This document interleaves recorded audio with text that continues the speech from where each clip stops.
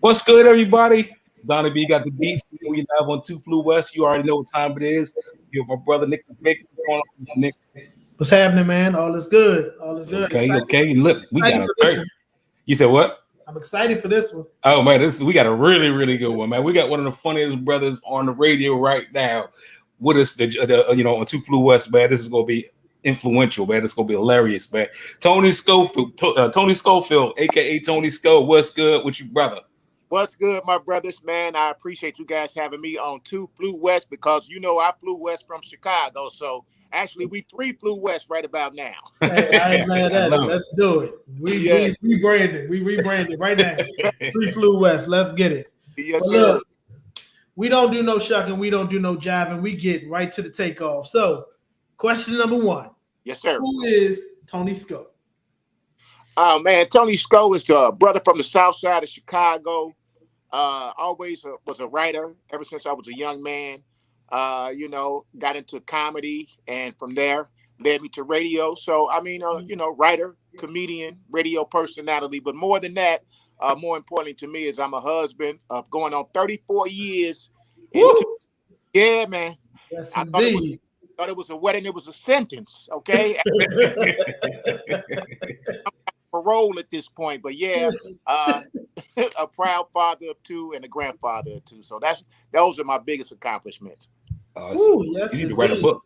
Yeah, I can, brother. 34 years, yes, indeed. Yeah. Woo! I love it. I'm 6 in, and I'm like, woo. Yeah, I'm trying to get there. I want to get there. At a certain point, you just a gorilla in the cage. They didn't let the door open. Ain't nobody around. Still just sitting there. Right. You don't even want to get out no more. Won't go nowhere. I get it. All right. So listen, how did you get started in the comedy? Oh man, really just always been a class clown. You know, the old story, always been a class clown, always made people laugh. And by me being a writer, I actually went to Second City in Chicago just to learn how to write skits. I wanted to learn how to write skits for like Saturday Night Live and these shows. But once you go to the improv school, they actually put you on stage and you start doing things on stage. And I'm just like, oh, okay, the stage feel kind of good.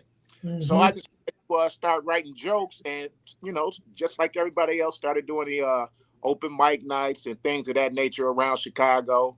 And, from there it happened. I like maybe the second, third year I was doing comedy, I won the Miller Lite Comedy Search, was this huge competition back in the day. And that kind of like put me on my way. Nice. So look, you got over 25 years in the game. Like, what are some factors that you think have like contributed to your longevity when it comes to comedy? Man, I'm funny for one. That's a good start. I'm a writer, so I continue to always, develop new material. And I think my work ethic, I can't even say it. My work ethic is pretty good. You know what I'm saying? And I tell all comics that, especially the young comics coming up, that you have to be a stage hog. You got to be able to go in there. Like, I don't care what the situation is. You got to be able to go and get on stage as much as you can. So I think my work ethic has been a big part of it. And, the relationships I've made too, that's very important as well. Just, I get along with everybody. I got a lot of friends in the business and, I don't burn them bridges, man. Once you burn them bridges, you can't get back over them. So, I mean, not saying that you settle for anything, but at the same time, you got to have relationships. You got to be relatable. Yeah, definitely. I got a real quick question. With regard to, like you said, being a writer and so forth and so on, I'm sure you come across a lot of, young folk or folk that, don't got no skin in the game that think that they're funny and they can just like walk on stage and do comedy. Like, do you have any advice or any thoughts about that? I mean, it speaks for itself when you get on that stage. One thing about the audience, man, they know when you are prepared. They know when you got someone, or they know when you just up there bullshitting for real. And our folks, especially black folks, like, look, I done got a new outfit. I had to pick my girl up. I put gas in my car. I'm down here. I'm buying $7 drinks, 20 nachos. You better make me laugh. And I know faking the funk or not. So I would just tell everybody, you know, be true to it. If you're gonna do it, be true to it. The best comedians, the ones that last, are the ones that put in the work and perfect their craft, the craft of comedy, the craft of writing and performing jokes. I Right. know a lot of guys who have made careers basically going up, ripping on the crowd and all of that. But you know, if that's what you want to do, that's what you want to do. But I think that people appreciate well prepared material more. The smart comedy audience does, definitely. Yeah, absolutely. Just thinking about like your early starts, like, is there any stage or any show that you can remember like going on and just feeling like super nervous before you went on? You make it the butterflies before everyone. Was there one that just stands out more than others when you was backstage like, shit, this about Yeah. to go down? You know what? I still get nervous now, 25 years in the game. And you're supposed to be, actually. You turn your nervous energy into stage energy. So, but I remember the very first time I performed at All Jokes Aside, which was a legendary club in Chicago. And not only was it my first time featuring in a club, I was featuring for Steve Harvey. Mm. Yeah, It's yeah. stupid pressure on me. And I remember back in the day, this club didn't even have a liquor license. So the only thing you can drink in there was clearly Canadian. I'm like, man, I should have bought like a 50 come in here because I am nervous as hell. But you Little weren't mellow parched. cool out. Yeah, I needed a little cool out drink so bad, man. I'm drinking like a grape, clearly Canadian backstage, getting ready for Steve Harvey. I do remember doing well that weekend, and I remember Steve Harvey giving me some advice. He said, whenever you hit that stage is yours. You own that stage, you own that room, you know, and take that attitude up there. So, Yeah. yeah. Nice. Well, Well, no, go ahead. Finish what you were saying. he said, whenever you hit that stage, it's you. You know how Steve Harvey, he got that voice like you feel like you're talking to a Southern preacher. You just feel like your grandmama gonna be disappointed in you. You know what I mean? So, Right. yeah. Yeah, my other question was, so like he said, you had nervous energy. You know, what show did you have nervous energy going into? Now, every artist that I know and every comedian and entertainer has that one body, right? Like that, where you know that one show where you just, no matter what, you couldn't pull it out. Do you want to share that, or have you not met that yet? Oh no. I mean, there's not. I don't care who you say. And it's a lot of. I done heard a lot of comedians say that. I ain't never. Yeah, your ass have. One night. That's what we call it in Chicago when you bomb. You ate the noodles. So everybody ate the noodles. And, yeah, I had several, but I'm gonna tell you one that was so crazy. Bruce had this room in Atlanta, and it was the end of this tour called the Creative Tour, where you're on road for like 3 weeks and you're doing all these cities, and you're traveling by car to each city. You got to drive yourself. And Bruce was the last night before you got home, and I was in Atlanta. And Bruce used to tell you, like, dude, go up here, give me a hot, like, you couldn't go up there and do no 20, 30 minutes, hot 10, 15 minutes and get the hell out of here, all right?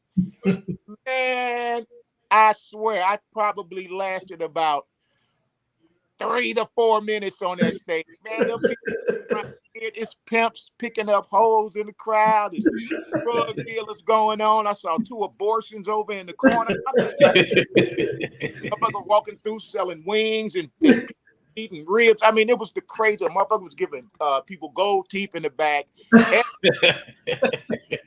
The world was happening at this damn show, except people watching comedy, man. So Right. I pulled the parachute. Like, whew, I'm out. Have a good evening. Have a good evening. A whole swap meet going on. That's crazy. Amazing, dude. Cool. So you've mentioned a couple names, but I definitely wanted to know, like, if you had a Mount Rushmore of comedy, who would be on that? So you got how many people on Mount Rushmore? 4? Yeah, 4. Yeah. All right, I'm definitely gonna go Richard Pryor. I'm definitely gonna go George Carlin. Yeah, hilarious. I'm gonna go Eddie Murphy, and another one of my personal favorites, man, was Robin Harris. Yeah. It's my favorite. I was, man, still am a huge Robin Harris fan, man. Yeah. Nice.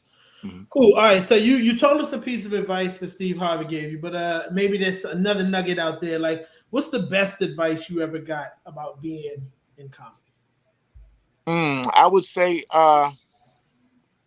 Bernie Mac also like told me one time to just never ever, surrender on stage. He's just like, man, when you up there, like, you never surrender. If one joke don't get the laugh you want, you never surrender. You never give up on that stage. While you're out there, you got to give everything you got to win that audience across, because you're gonna face different audiences with different backgrounds and different this and that.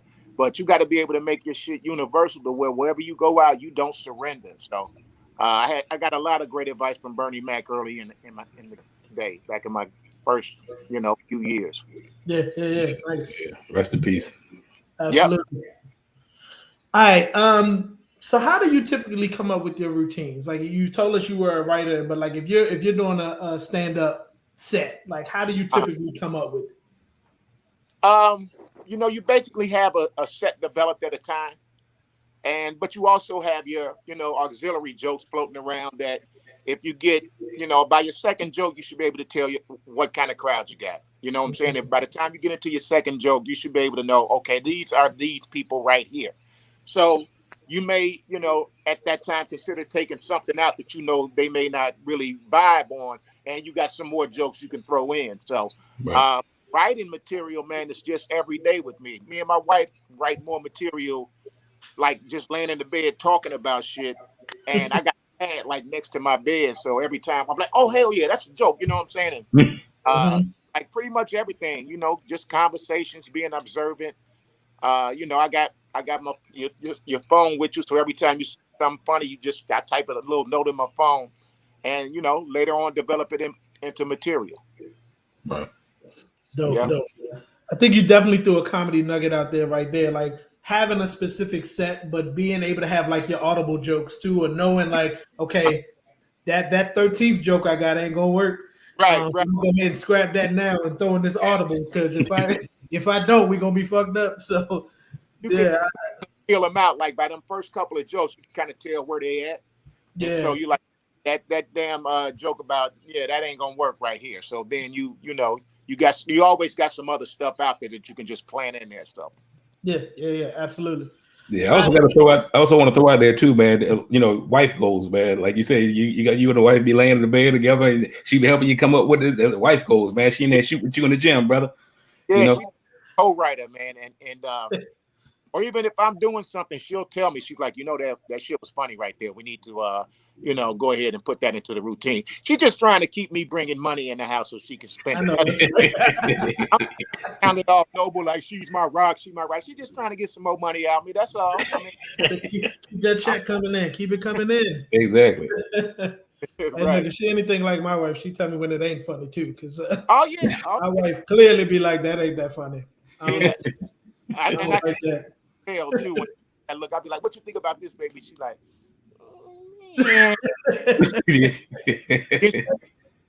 did you see the gas bill this month? She just like, hey, it's always the gas bill. Hey, that noise right there, it's all when they go, you already know. Nope. Negative. All right, so hypothetically speaking, we got two of them this time. The first one is, if Tony Sco could be in a comedy versus battle, who would it be against? I would say my man, my homie from Chicago, Deon Cole.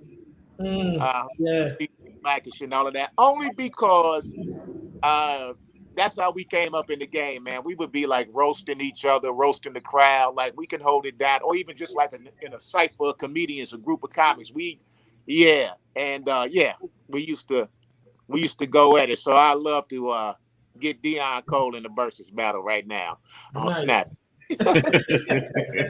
Hey, well, look, I gotta throw this out there. When I first moved to the Bay, you and Tony Roberts, man, y'all back and forth. Oh my God. Yeah. That's every morning. Like, I think I do one with Tony too, because we used to go at it on the radio, man. Man. Days I'd be like, why did I wear this to work? Damn. I mean, I used to, like, me and my wife driving to work, totally used to look forward to that, man. Y'all used to go in. Jeez. Yeah. All right. So, second, hypothetically speaking, If they made a movie about your life, what would be the title and why? Oh man, the title would be "Laugh at It, Live Through It" because that's my motto. Uh, yeah, and that's the reason, man. I just live by that little creed. You know, that's like I said, that's my motto. If you can laugh at it, you can live through it because, you know, no matter what you got going on, if you can find a way to just step outside of it and laugh at it, it lessens the blow. You know what I mean? We all got bills. We all going through the same thing. We all been walking around with this one damn cavity. We can't get fixed. We ain't got good dental. You know what I'm saying? You know, picking M&Ms out your teeth, but it's all right. we all got those issues and those little things that we have to deal with every day. But if you can laugh at them, man, bam, you know, you can live through it. And I consider comedy a ministry more so than a form of entertainment. It's like we actually ministers, man. We actually, you know, heal people and make people feel good and making people look at life in a different way. We just do it in a humorous fashion. Yeah. You and the wife talked about who would play y'all in the movie? Man, everybody, and I don't know why people say this, man, but everybody's like compares me to like a Dave Chappelle as far as my manual and my speech, and yeah, I guess we both bald, or I don't know why, but everybody like, you remind me of Dave Chappelle. You remind me of Dave Chappelle. I'm just like, I'm honored, brother. But yeah, I guess I would have to say I would have Dave Chappelle play me in the movie because it's people pretty much cast the movie for me. So and you'd be surprised. I've been mistaken for Jay-Z so many damn times. It is a running joke with me. Like right, yeah, I'm like, I look nothing like Jay-Z. What are we for real? Hey, take it. Be like, okay. Depending on the way you act, like I'll be Jay tonight. $1,000. Yeah. Donnie, you got a question? Hey man, we can keep it moving. I'll bring it up later. It's not important right now. All right, cool. So jumping into another layer of Tony Sco, how did you get into radio broadcasting? Getting into radio was just from doing comedy.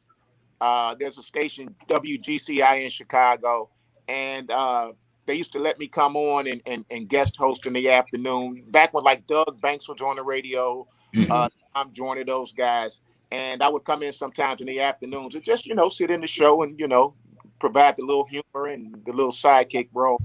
And after a while, they put me on the morning show with Crazy Howard McGee in Chicago, which was, dude is incredible radio host in Chicago. He taught me what I know as far as the radio game, along with Elroy Smith and Marv Dyson. But yeah, they put me on the morning show, and from there, I just like took off from there. I got my own afternoon show, and then I came back and started hosting mornings, starting in Chicago, and now continuing out here to the Bay. So, yep. So I actually got to learn on the job, and I tell everybody this, you know, even comedians. I think all comedians, or you know, should do like an internship at like a radio station. If you plan on going into radio, do like an internship, get in the building, find a way to get in that building and learn that craft, because I got taught, you know, on the job, they paid me to learn what people are paying to learn. Right. So, you know what I mean? So I everything about the radio, from the promotions to the programming to, you know, to the sales to everything. And you know, still here today doing it, you know, and it's rough, right? For real. It's serious. You put your key card in, like, please. It's like going to play a.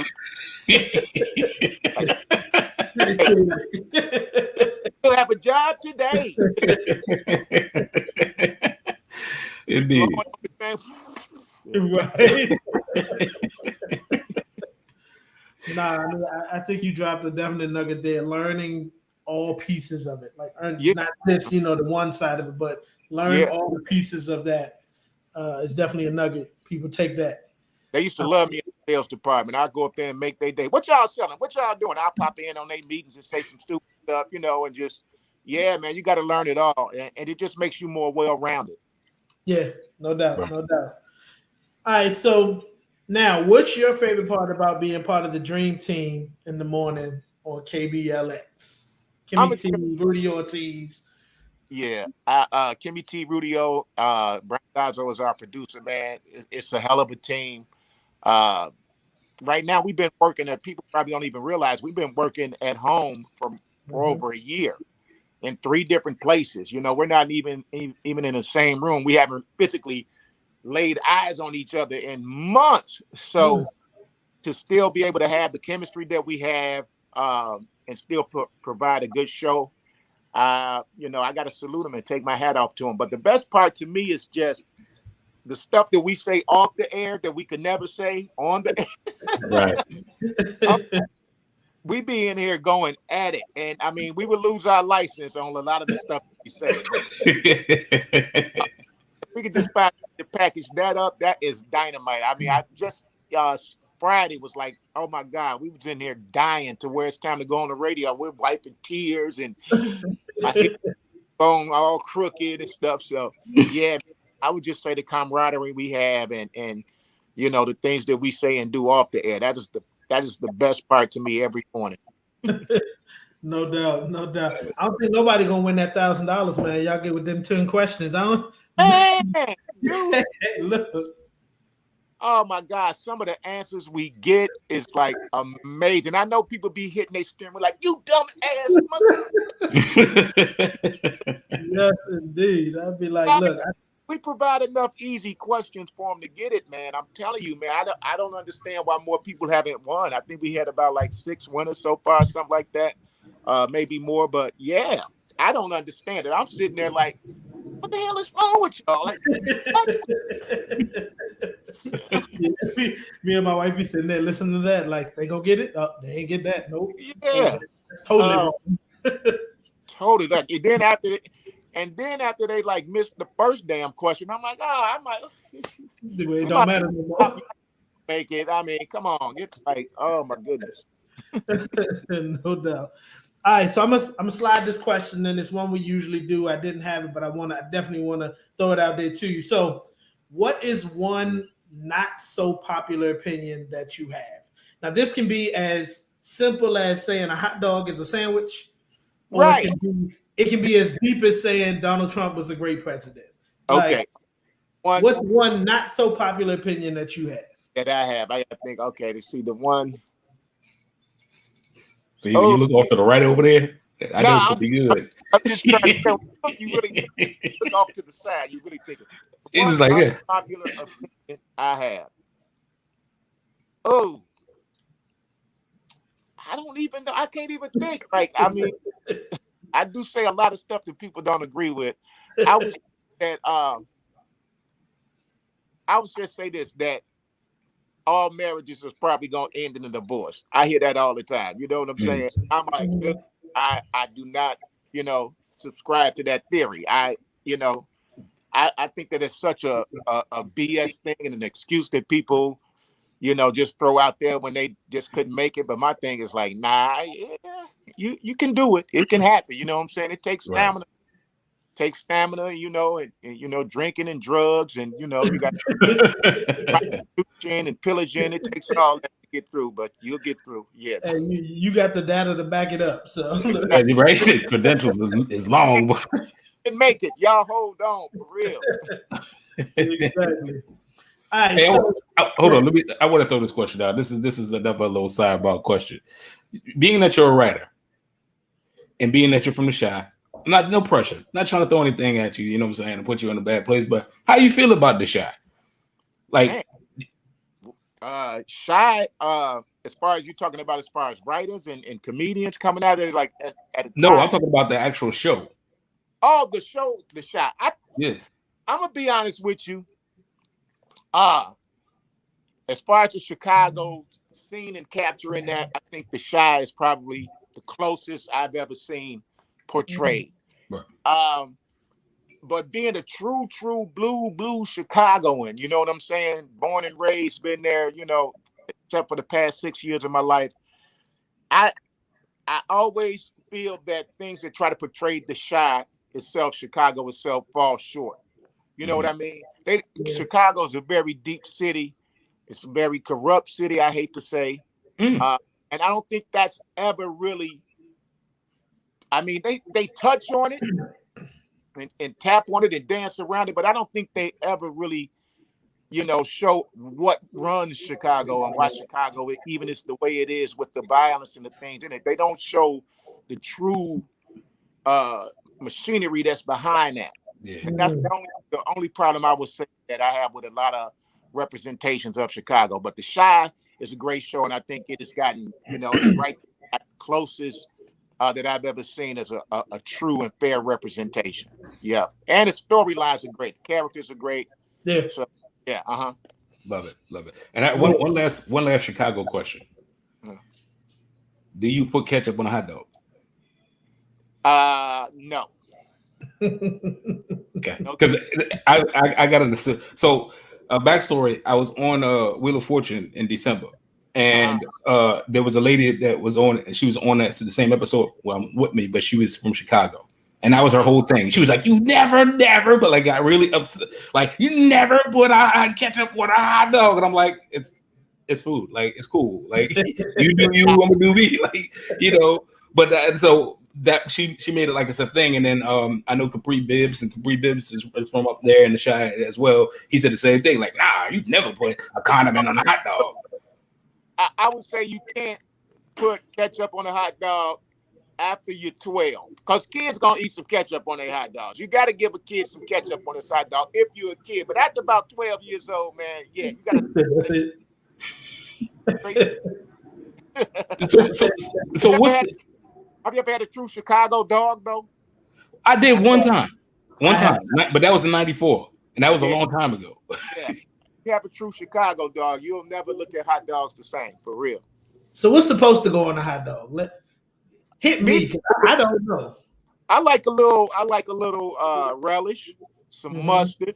If you got a bun, throw a couple of onions on there, you know what I mean, and maybe a few diced tomatoes on there. We put celery salt on there, you know what I mean. So things like that. I'm a mustard and relish dude, though. Okay. I'm gonna have to try these experiments out. Right now, they sound like experiments to me. Delicacy.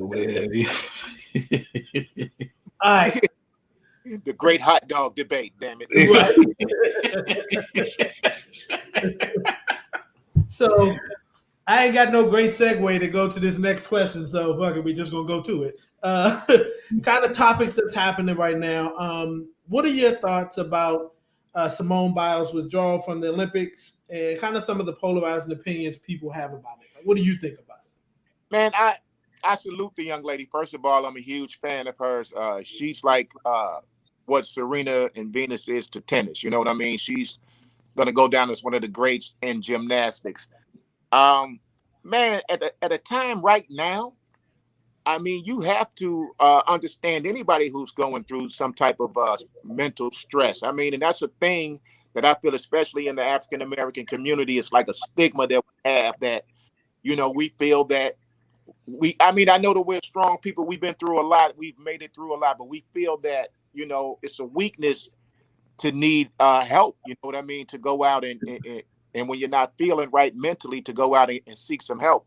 I mean, you talk to somebody who has been through depression, and it's very, very, very difficult to get through. But for her to do it on a stage that she did it, even more so highlighted the fact that she needed to do it. You know what I'm saying? And you got to respect that she could have easily said, I'm at the Olympics, forget this mess. You know what I'm saying? And continued to suffer. But she was like, you know what? She showed that her mental health was bigger than anything. Yeah. So that should be commended. Yeah. Donnie, any thoughts? I'm not qualified to speak on that. You know what I mean? I ain't been on a balance beam. I ain't tried to backflip a somersault. Right. You know what I'm saying? My thing is this.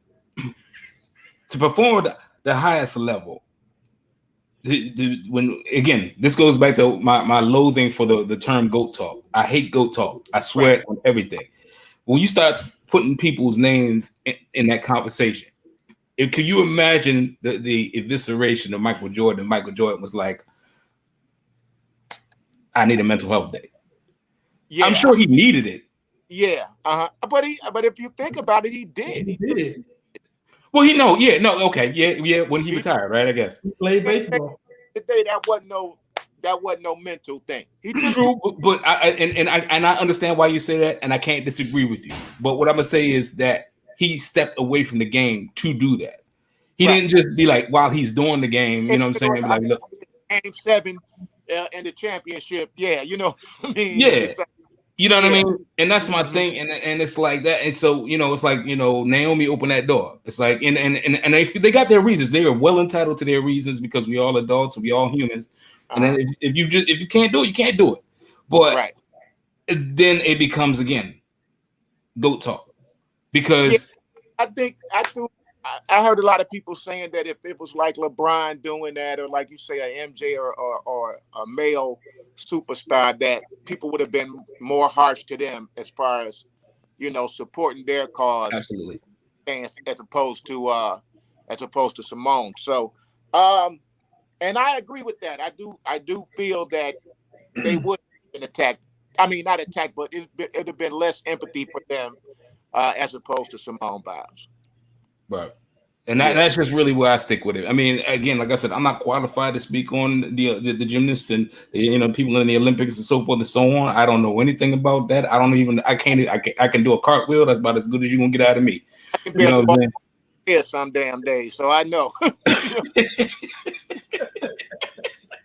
You ever slip off the damn stairs, please, man? For real. I don't on the stairs no more. I damn near killed myself 3 or 4 times. Please. So that's how I feel. What's your thoughts, Baker? I mean, I don't know. I think the reality is I think she did the right thing. You know, in speaking about basketball, like Kyrie Irving actually did this. Yeah, he took that's time. A conversation, though. And I mean, he did get criticized a little more by a few people, but I think he took the games off too. Yeah.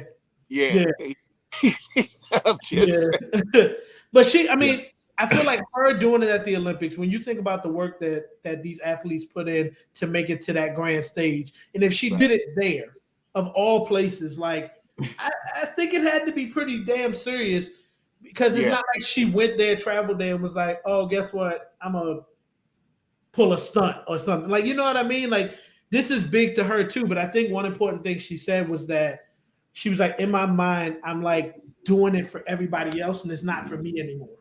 Right. And she was like, I wanted it to be for me this year, and it didn't feel like it. And she was like, you know, going out there, doing that last routine or that last jump she did where she felt like she didn't have control of her body, like gymnasts that are coming up and talking about it now, like, that's serious. Like, it's a serious thing.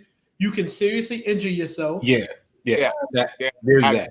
I'm like, at that point, it's kind of like, I think the way you have to look at it is like when Kobe tore his ACL, MCL, one of them CLs, but he shot the free throw and then went out the game. It would have been like him trying to continue in the game. Like, if at this point it's going to possibly seriously hurt you, like, you need to sit down.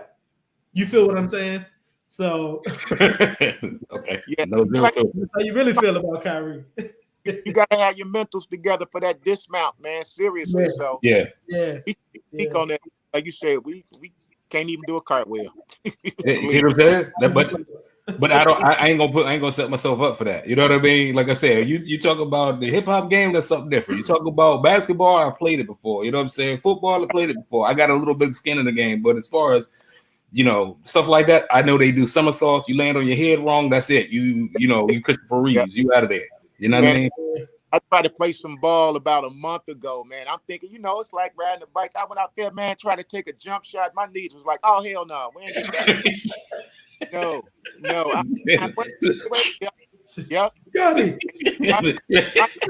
Scotty. My knees were buffering. They was like, buffering. I'm like, come on, man. Hey, Alice said you can do a cartwheel in the pool. Indeed. Get me in the pool. I'm a bad boy. All right, so cancel culture. Yeah. Definitely a thing. I think the latest kind of victim of it right now is the baby. He's definitely feeling it right now. So how do you feel about cancel culture? Well, first of all, I gotta say that regarding the baby, that was some stupid ass shit to say. Yeah. Period. That was some Yeah. stupid ass shit to say. You Yeah. know, because guy did suck dick in the park. He still came and paid to see your show. Mhm. Mhm. Yeah. Fact. Just like it was a dumbass statement. I don't know what propelled him to say that. I mean, I'm trying to think of what context he was putting that in, and why did he even need to stress that? It was a stupid ass thing to say. Period. And Yeah. anywhere, Yeah. anywhere. As far as cancel culture though, I don't believe it because it's kind of like a politically correct thing to do now. You know, if somebody makes a slur or something, everybody's got to go against them. They got to be canceled. They should lose their job and all that. And I don't think everybody really feels like that who's making all this noise. I really don't think everybody really truly feels like that. But it's the thing to say now when you're out in. Now I'm gonna be honest with you. I done heard some racial jokes against black folks. I done fell out laughing at. You know, racial jokes about white folks, about Chinese folks, about whatever. I think we're at a point now to where everything is just looked at as racist, everything is looked at as sexist. And like I said, I don't believe that everybody who supports cancel culture really feels that way. I think they're just going along with the mob because they feel like this is what they have to say or do. Come on, I know a lot of these people have probably said and laughed at, you know, all types of jokes and all types of things that may be deemed inappropriate. Right. Yeah. We all have. Yeah. Absolutely. And I mean, I just feel like even going to the baby, I agree with you. Like the statement was just like, why? Like, Why? what did that have to do to make your show better? Like anything. I definitely think it's one of those things though. Like when he's been speaking about it, I feel like he doesn't totally get it, and I don't think he's like faking right now, which is my problem with cancel culture. Like if someone is literally like, okay, you just really might not be getting it. I think it's that time you have the conversation. And I've been saying this about a lot of stuff. Like somebody just need to talk to him. Look, this is why. This is why it offended people. This is like if he don't get it, he don't get it. We all can be in that place where it may be something that it don't connect for us. So I think instead of canceling him, you talk to him, you make him understand, hey, this is why. Here's the reason. I think about Eminem when he came out and all the shit he said. Oh man. I mean, if cancel culture was then, like Eminem wouldn't be here possibly right now. You know what I mean? But he said it. Christopher Reeve in a wheelchair. I mean, he went all the way in and was deemed a genius. You know what I'm saying? And I think this times then was just like, hey, some people got to talking to him, and he was able to come back and be like, you know what? Everything I said before wasn't right. Like I feel, you know what I'm saying, and give people the opportunity to grow and change. And I think that's what cancel culture doesn't allow is that growth to say, you know what? I fucked up. I hear it now. I understand it. I talked to a few people. Got it. You know what I'm saying? I definitely agree. Like you said, we're missing teaching moments that we could take advantage of. And then to say that if you give the baby that knowledge, he'll see somebody else making the same mistake and he'll go to them. You know what I'm saying? That's how knowledge spreads. Each one teach one. So you're definitely about that. Yeah. I think my thing is this. First of all, I think, and I'm just going to say it, cancel culture is a chunk of shit. I think at the end of the day, I think when you hold court in the public opinion, I mean, that means that social media then gave every Tom, Dick, and Harry the right to their opinion. Yeah. And not everybody deserves that right. And again, we're all humans. We're all adults. Our voice should be heard. Yes, I understand that. But I think that there's a lot of people. That's like saying that people that are mentally unstable have the right to tell us, regular people or other people that are not impaired, that we're right or wrong too. I mean, again, we're just so many. It's just a spectrum, right? So it's all about perspectives to me. But to say a person should lose their job or just not exist. I mean, these are people's livelihoods that gets destroyed off of you know, something. And the reason, and so I asked, I was about to ask a question to you, Tony, earlier in the conversation, but then I was like, I'll ask later on because I knew the segment was coming up. Being the fact that comedians, I think, are the people that really are the barometer. You know what I mean? And like, you know, thinking about like Archie Bunker, thinking about, you know, early Richard Pryor, you know what I mean? And told it like it was, though. That's my whole thing. It's like they told it like it was. Just like comedians now tell it like it is. But should you be canceled because you're telling it like it is? And that's the part that I think is unfortunate. And I think it's wrong because you know, it's not like shock jock stuff where it's like, oh, I say things to just be funny. But you know what I'm saying? Like you're bringing awareness. You know what I'm saying? You're making light of imperfections, right? So why should you be canceled for that? Now, somebody like the baby, which we was talking about, it's like, yeah, I mean, again, that's his. Yeah, it was stupid. At the end of the day, it was stupid. I mean, and even he got to say that. I mean, but that is his thought. That was his thought at the time. Right. I don't think he should have been canceled for it. No. It's just at the end of the day, it just is what it is. Okay, that was stupid what he said, and keep it moving. But why do we have to? Why do people feel the need to? I think it's a whole bunch of Karen white persons to just get together and they be like, oh, okay, you know what? I don't like what he said, and we're gonna, you know what I mean? He should be held accountable, and you know, and it's like, find something else better to do, and that's just how I feel about it. Again, I maybe I'm wrong. I'll, you know, in the court of public opinion, I'll probably be eviscerated on Tuesday. You know what I mean? But it just is what it is. I just feel that that takes away the amendment, the freedom of speech, right? And the ability to say what I would prefer people just speak their mind and say it is what it is, so we know exactly what we're dealing with people. Because everybody can be LeBron and everybody can hide behind that public opinion. You know what I mean? That persona, and be behind their doors be something else. So I don't know. When it comes to cancel culture, I'm just like, I don't believe in it. We don't believe you need more people. Like, you know what I mean? It's why. It's a whole lot of why to that. As far as the idea of inclusion, that everybody should be, you know, included. But that's my thing. Like, if everybody included, then we should be able to joke about every damn body. You know what I'm saying? That's what I'm saying. I'm saying, like, you know, especially, you know, you look at the LGBTQ community, and if you say a gay joke, you're ostracized, you're canceled.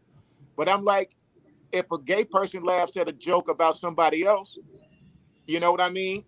Yeah.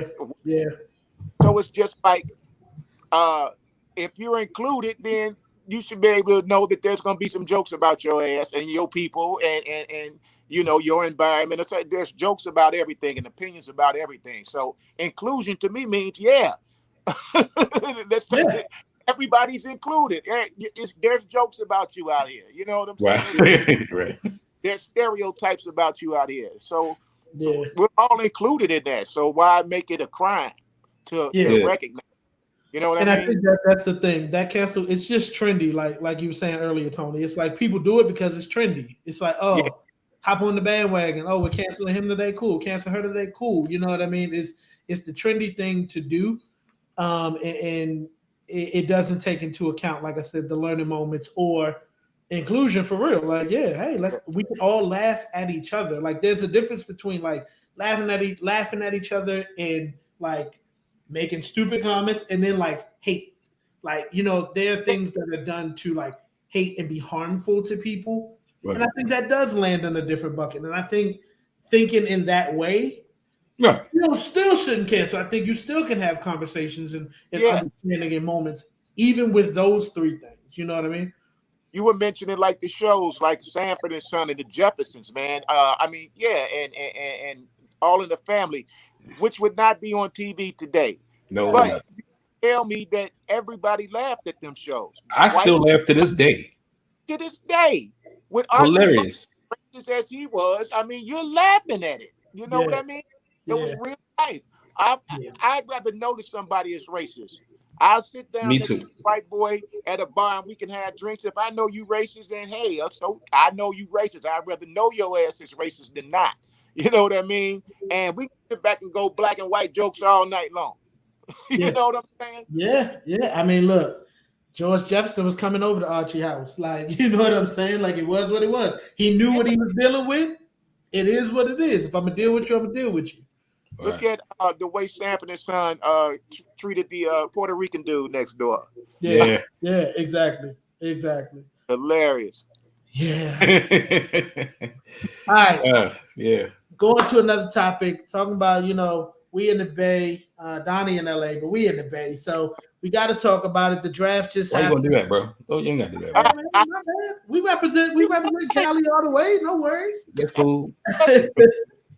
But do you think the Warriors made the right move drafting young talent and not trading for another veteran star? I actually think that they're in kind of a rebuilding thing to where I think they want to put the right people in place. Mm-hmm. You know what I mean? And besides the stars on the team, really, who could they have gotten as a big, huge, name? I don't think that they had the trade value to get one of the bigger names. Like you look at LA just picked up Westbrook. I mean, I think that in a place right now where they're saying, let's bring in this young talent, mold them around what we got. I think they're expecting Clay to come back this year and have a great year. Mm-hmm.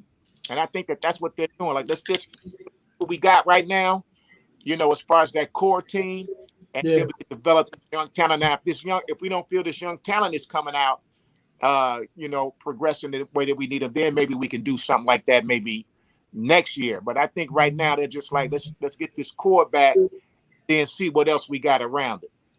Yeah. And the first brother they drafted is actually he's a hell of a guy, man. Far as Kuminga. Yeah. Both of the picks are actually pretty good players. And they're either going to be geniuses or, it just is what it is, full rebuild. Like, the Warriors definitely have built talent and groomed talent. Like, that's what the core is now. Mm-hmm. So I definitely think there's a chance for them to pull it together and have some longevity, even when like Steph and Clay and Draymond go out. Right. And I know that's what it seems like they're doing. I know a lot of people wanted them to like go after like Beal or Lillard, which I didn't understand.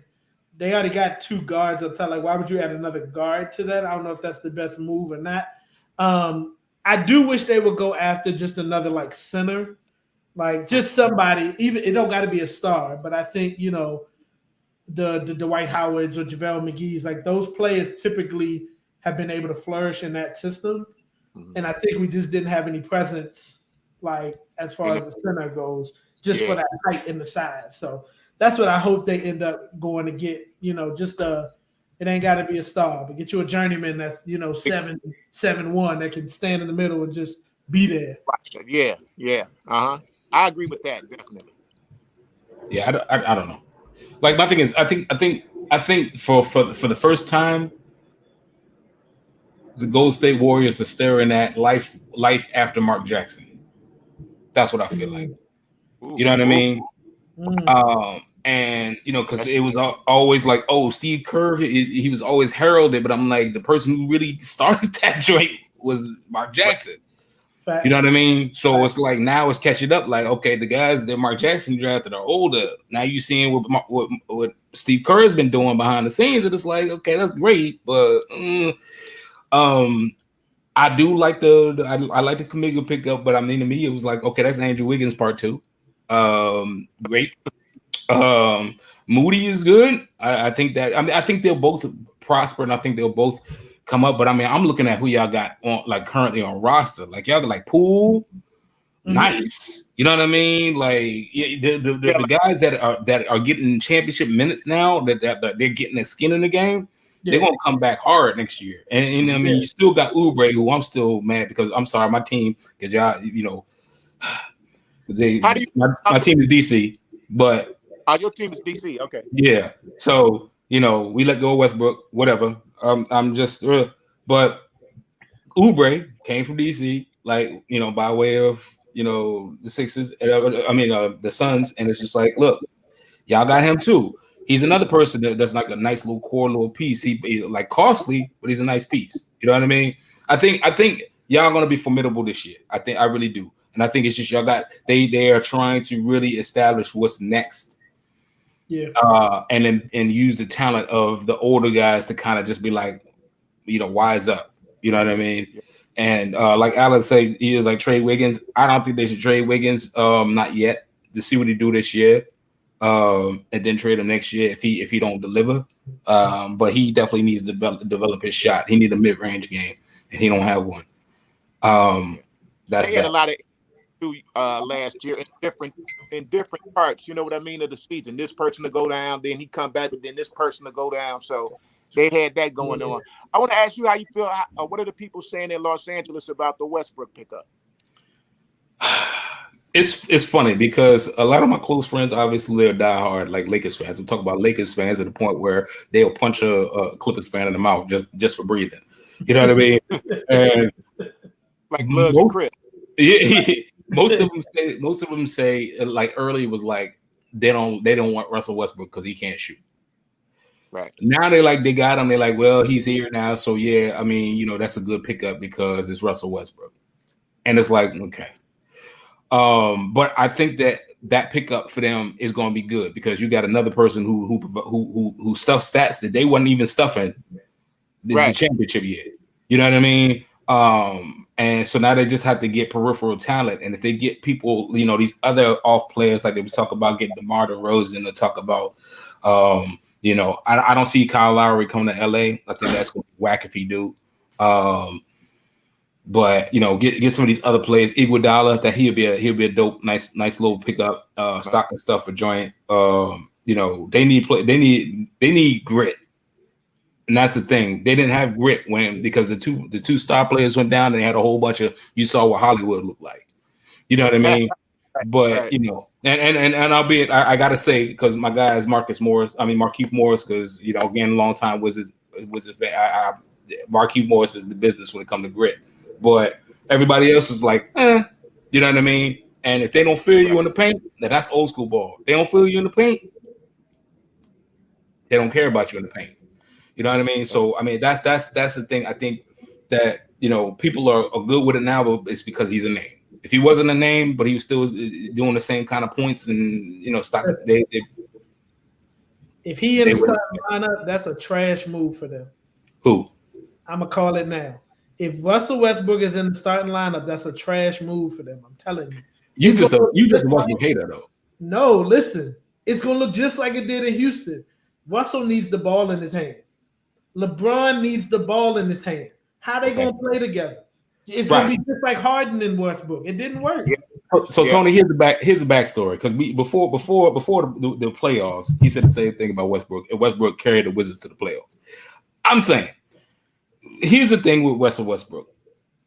He has this it factor that kind of he has the gravity that makes people get up out of their damn chair and play. Uh-huh. And the thing I was telling my girl, because she's one of the diehard freaking Lakers fans, is that she might not be able to shoot reliably outside, but he can definitely get in. He can get to the interior to kick the ball out better than probably everybody else.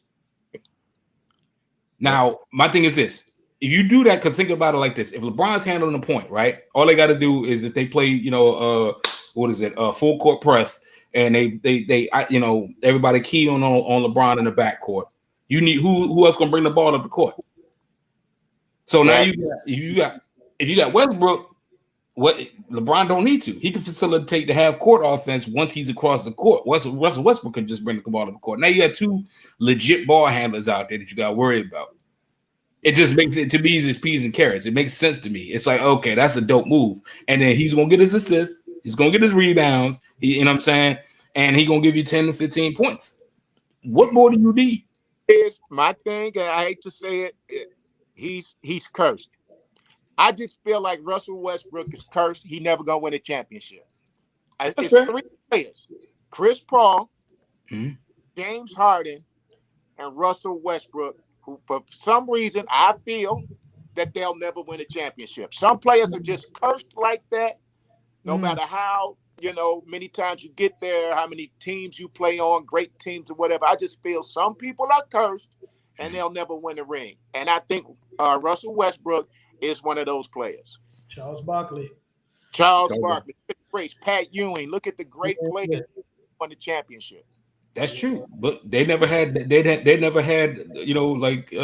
super teams per se. I mean, this is true. Guys even going to super teams and not winning. Russell Westbrook played with James Harden. He's played he's played again. I'm curious and I'm glad you brought that up. I'm curious to see what James Harden's going to do now that they created the Harden rule. You know what I mean? Because again, that's great. It's great you score 50 points because you go into the line 50 times a game. That's fantastic. You know what I mean? Let's see how adept of a scorer you are when people are just kicking out all of that bullshit because you found a cheat code in the game. Mm-hmm. That's what I'm saying. No disrespect to that man. All I'm saying is that when Harden went to the Nets, he adjusted. Mm-hmm. He became a facilitator. Kyrie was like the slasher, and Durant was Durant. Right? Agreed. What I'm saying to you is that I feel like LeBron, when he's at his best, has the ball in his hand and he's facilitating. He's not going to be somebody who wants to go under in the paint and facilitate from there. Like he's somebody who wants the ball. Russell Westbrook, at his best, has the ball in his hand. He's not a move without the ball, get to the open spot. That's not him.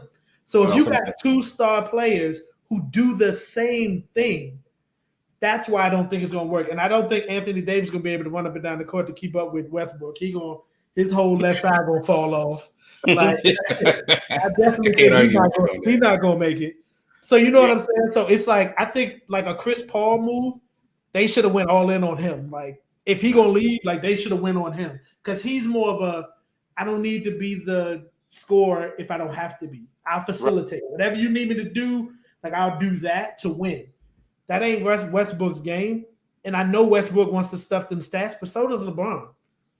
True, but so I see him fighting over rebounds, fighting over assists with people that weren't LeBron and AD. I'm just saying. Like, because again, you talk a super team because he was in Houston with James Harden, and again, that's the cheat code, right? Yeah. Other than that, he's pretty much been by himself, except when he was with the first damn super team with the Super Friends with KD and Harden and all of that. You know what I mean? So I think absolutely he's going to acquiesce. I think absolutely because he's back home and he's going to finish his career back home. Yeah. B. Everybody that comes to the Lakers understand what time it is. Lakers is it's the end all be all. Like you've arrived in the NBA if you on a Lakers roster. Period. So I think, especially with the best person in the game or the face of the NBA, and then one of the best forwards to ever play the game, I just think, and I get it, and I can understand why everybody's saying that. I'm not saying everybody else is wrong. I'm not saying you guys are wrong. I understand the deficiencies. I said the same thing when he went to DC, and then he carried us to the championships. You know what I mean? I mean, or to the playoffs. You know what I mean? He just needs to come off the bench. Who starts? He's a great player. He's gonna get you there. He's gonna get you to the playoffs. He may get you to the conference finals. I'm just saying, man. I just curse after that. He's cursed after that. He cursed. Hey, look, but think about if they limit LeBron's minutes and bring him off the bench, especially during the season, and let him run the second team, him and AD. If they play it like that, I think they got a great chance to be a better team. I think if they try to pile them all in, that shit ain't gonna work. Here's the thing that the X factor that nobody else talks about. Even if he's hurt, he gonna play more than LeBron and AD. Yeah, absolutely. Oh yeah, he's proved that. He making the most money. Who knew? He definitely gonna play. I'm just saying, the guy, you know what I'm saying? Like he's gonna be the dependable one. And then you know what I'm saying, like I said, I mean, I don't know what was going on AD. He need somebody to help him count his calories or something. I don't know what the hell he did. He did it. Come on now, get off me. Hey. He's Chicago, right? Yeah, he need a left side of the body transplant. He need a whole left side transplant. God gonna hold me like that, man. I'm sorry. I mean, but y'all had D Wade though. Y'all had D Wade and D Rose. I'm just saying, but AD just not healthy, brother. All them brothers. More broccoli top of the all them brothers got hurt. I don't know. I said, look. Shit, but they finished their career out. man. Them rough Chicago streets. Even Yeah, walking, that's what it is. potholes on the sidewalk, man. All right, look, we coming towards the end. We got a couple more questions. We're gonna run this game real quick. Yeah. And then we're gonna get you out of here. So the next thing up is our Two Flu Top 22. Okay. I got 11 topics I'm gonna give you. The STEM question is, what are your top 2 blank? Okay. So it could be like, what are your top 2 theme parks? Okay. So basically, I'm gonna just say that, and I'm gonna just say the 11 things down. You got 2 minutes to get through it. I think the fastest we've had so far is 1 minute 45 seconds. All right. So hopefully you can beat that record. Let's go. All right. Are you ready? Yep.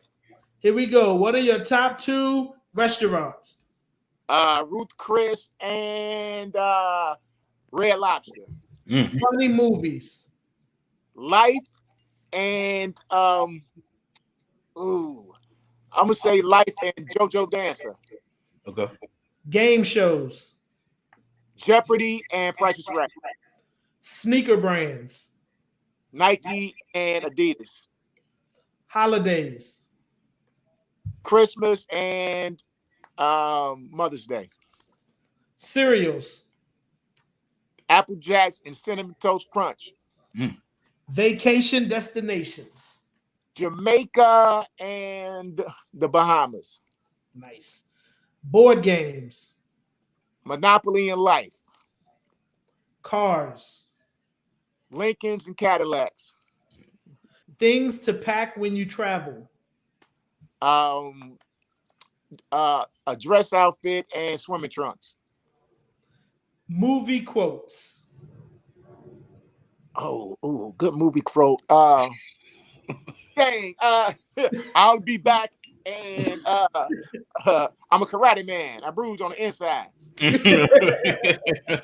And pause. Killed That's that. it.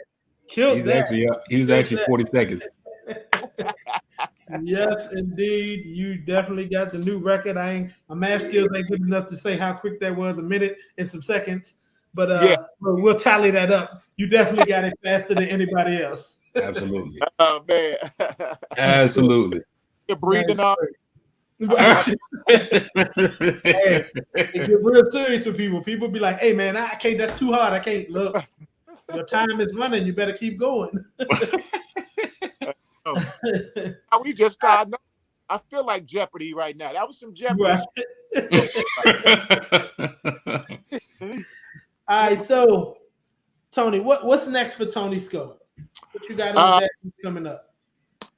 Right now, I'm working on a special as far as writing a special because I want to definitely produce my own special coming up sometime within the next 6 months and finish this screenplay I've been working on, man. I've been working on this screenplay. I think it's a genius idea for a movie. I can't really let it out the bag, but I got a great concept for a movie script, and I'm like I'm about a third of the way there. So hopefully in the next, I'm giving myself to the beginning of the year to get it done. So, and hopefully we'll be seeing a film from me coming out soon. Because I'm telling you, this thing right here, once somebody get it, they're gonna be like, all right, yeah, we got to get this done.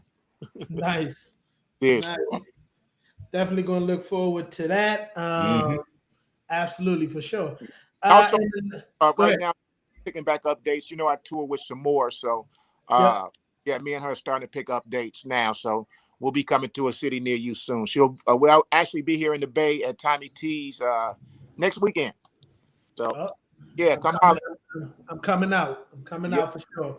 Now that I know I'm there. And then the last one just is where can people find you online? Online on Facebook, I'm Tony Sco. On Instagram as well, Tony Sco. And on Twitter, the real Tony Sco. So there's another fake ass Tony Sco out there trying to take it. I had the real Tony Sco. So yeah, find me on social. Dope. Well, listen, that was the last question. We've come to the end of the show. I just want to say, like, I super appreciate you coming on, man. Hilarious, funny guy. Yep. Like I said, when I first came to the Bay, listening to you in the morning definitely was a pleasure and got me to work laughing.